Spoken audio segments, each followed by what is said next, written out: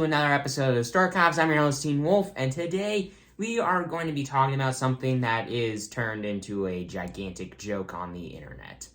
A thing that I personally don't think was delivered super well, but I don't think deserves what it's getting on the internet. The whole somehow Palpatine returned thing. So, yeah. Today, we are going to be talking about how Palpatine somehow returned. So, it's, okay, if you already know how Palpatine returned, and I get a lot of you watching probably completely think that this video is pointless, like, I already know how Palpatine returned. I can't tell you how many times a day I get people telling me, when I talk about, like, Palpatine's return, they're like, yeah, that made absolutely no sense. That was a complete joke. They're just reusing stuff. And how could they possibly bring Palpatine back? He got thrown into this and blew up and this and that and blah, blah, blah, blah, blah, blah. I'm like, okay. So, in this video, I'm going to say, if you don't know how Palpatine returned, how it makes sense, in my mind, what I think says how Palpatine somehow returned. If you know, like, the exact points and details of how exactly Palpatine returned, please leave comments down below and summarize it better than I probably will. But if you want to watch me say my thoughts on how I think Palpatine returned, on how the evidence that I have of how I think Palpatine returned and this and that, and if you don't know how Palpatine returned, please watch and just stop saying that that movie's horrible just because Palpatine returning makes absolutely no sense. Because it does. Was that delivered the right way? I personally don't think it was, but I don't think it should be this big of a joke. But anyways, with all that aside, let's get into the video. Talking about, first off, something from Revenge of the Sith. So in Revenge of the Sith, Palpatine has this talk with Anakin and tells him the story, the tragedy of Darth Plagueis the Wise. And that story is, it's an interesting story. He goes off and tells Anakin of this story of how Darth Plagueis the Wise had this apprentice who he taught everything. Taught him everything that he knew to turn him into the ultimate Sith apprentice and a great Sith Lord to then replace him one day and then get his own apprentice to then teach him his teachings and keep passing down what basically Darth Plagueis' teachings. And Darth Plagueis the Wise apparently wasn't so wise because he taught this apprentice of his a bit too much, and it wound up leading to his death.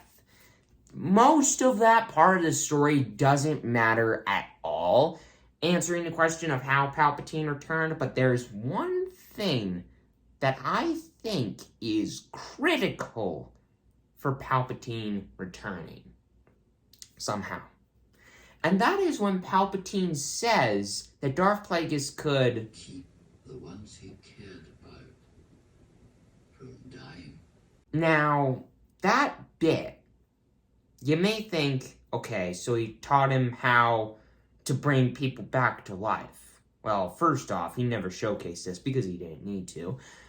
But how could he possibly use that to his advantage to bring himself back to life?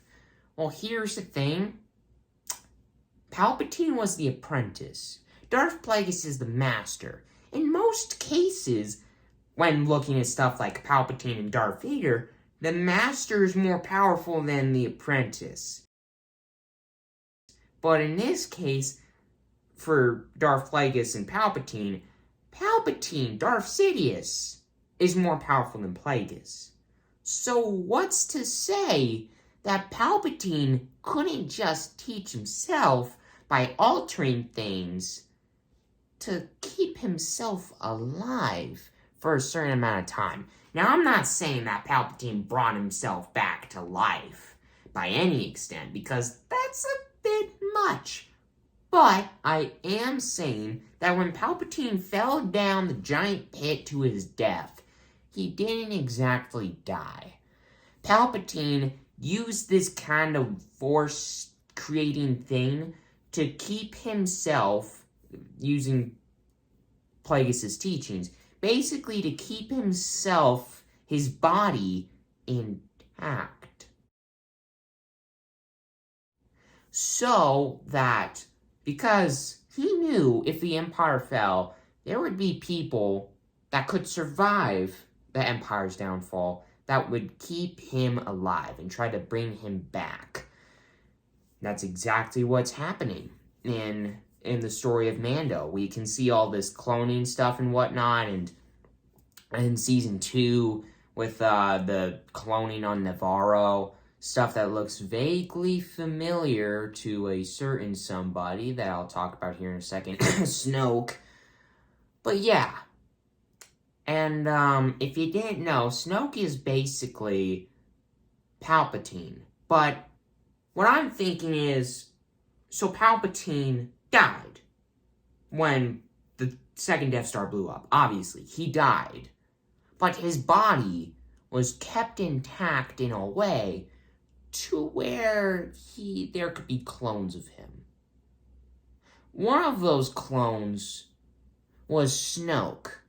Now, way back when I originally saw The Last Jedi, when we saw Snoke, the actual Snoke, and not this, 60-foot tall hologram of him, but when I saw Snoke in his actual throne, basically, and saying, "Welcome, Rey."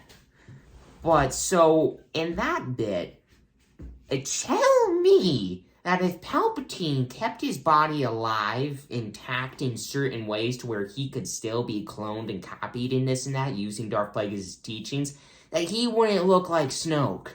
I mean, Snoke looks pretty familiar to Palpatine, right? I mean, you can kind of see it in the facial structure. I mean, his head looks way bigger than it should for some reason. I'm not exactly sure how that happened. Probably some cloning error. But tell me that he doesn't look somewhat familiar to Palpatine, and tell me that if Palpatine was like a zombie, that he wouldn't look like Snoke. Tell me that zombie Palpatine would not look like Snoke. So, there you go. There's that. That is kind of my evidence showing that Palpatine, because if you look, and especially in that, kind of scene where Snoke is talking with Rey, if you catch up on a couple points, it makes a lot of sense how Snoke is a clone of Palpatine. First off, the looks. Like I've already said, Snoke looks very, very familiar to Palpatine. Almost identical if Palpatine were a zombie, which he would basically look like if he used Plagueis' teachings in a way to where he could keep his body together when the second Death Star blew up.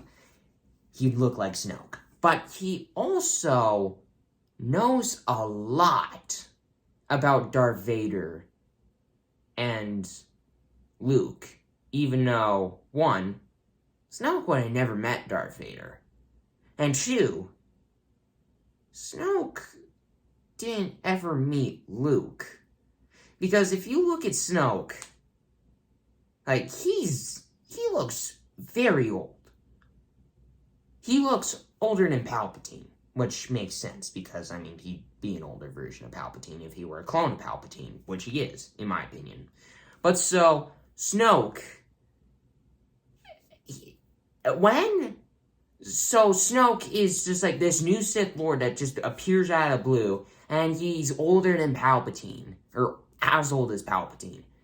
Why was he never shown throughout any of Star Wars history and then just poofs out of thin air and knows all of this stuff about Darth Vader and Luke, even though, basically Luke started his own Jedi training camp stuff for Kylo Ren, Ben Solo, and Grogu for a certain amount of time. When would he have ever met Snoke? Tell me that. And sure, you could probably argue, he met him during this and that, and when the First Order came around. when the First Order came around and when he lost Ben Solo, Luke, left everything behind. If Snoke had no clue where Luke was, and he just left the second that Ben Solo was turned by Snoke, who uses mind control from a very long distance, so Luke had no clue what Snoke looked like. And then he just dipped as soon as Kylo Ren was turned, because he failed Leia and Han. When would he have ever met Snoke? And yet, he knows all of this stuff about Luke. He says, I assumed Luke wrongly. How do you know what Luke is like as a Jedi? How powerful Luke is? I mean, you've probably heard stories and whatnot, but how would you know that he could be Kylo Ren's equal? If Kylo Ren easily beat him and then ran off, and Luke was basically this broken down old man, how would you know any of that? And, I mean, sure, he went into Rey's mind after that, but I don't know. I mean, some of this stuff probably sounds like a bit of a long shot, and in my mind, it probably is a bit of a long shot. But some of this hopefully makes sense to you watching. Snoke being a clone of Palpatine, which Palpatine used his teachings that Darth Plagueis taught him way back when he was still a Sith Padawan, basically, to alter the powers to where he could keep himself intact, to where then he could be cloned in somebody like Snoke. And there's proof of Snoke-like clones during, Season 2 of Mando on Navarro, where there are clones that look very similar to Snoke. They don't look like Moff Gideon, which are the clones from Season 3. They don't look like Moff Gideon. They look like Snoke. But maybe that's just me. Maybe it's just me. Maybe some of this stuff is a long shot. It probably is. But if you do think some of this makes sense, which I think it does, and I hope some of you think it does too, please go down, hit that subscribe button. It's completely free. You won't regret it. And with all that aside, I'll see you all next time at the Star Archives. And go ahead and tune into next Tuesday's episode. But with all that aside, I'll see you there.